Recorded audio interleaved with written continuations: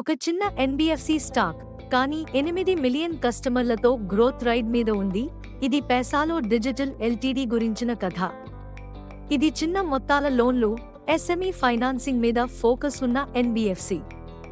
ఇప్పటికే 22 రాష్ట్రాల్లో 3538 టచ్ పాయింట్లు, 80 లక్షల కస్టమర్లు ఉన్నారు.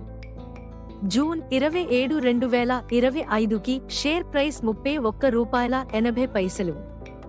ఏడాది గరిష్టం రూ. 82 అంటే high volatility, 3x Nifty.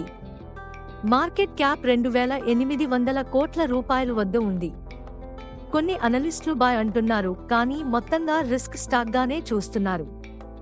FY25 నికర లాభం 200 కోట్ల రూపాయలు, రెవెన్యూ 771 కోట్ల రూపాయలు.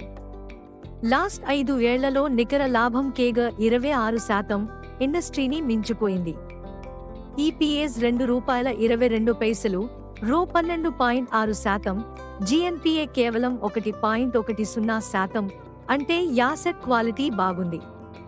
పిఈ 14.2, పీబీ 1.78, అంటే వాల్యూషన్ లిమిటెడ్. కానీ డివిడెండ్ కేవలం 0.32%. 42% రెవెన్యూలు ఇంటరెస్ట్కి వెళ్తున్నాయి. గత త్రైమాసికంలో రెవెన్యూ 4.9% తగ్గింది. పేసాలో digital performance up and down ఉన్న, ఫ్యూచర్ పాజిటివ్. కానీ ప్రస్తుతానికి మల్టీబ్యాగర్ అయితే కాదు. హై రిస్క్, హై రివార్డ్ తీసుకునే వాళ్ళు మాత్రమే ట్రాక్ చేయవచ్చు. మీ అభిప్రాయం కామెంట్స్లో రాయండి.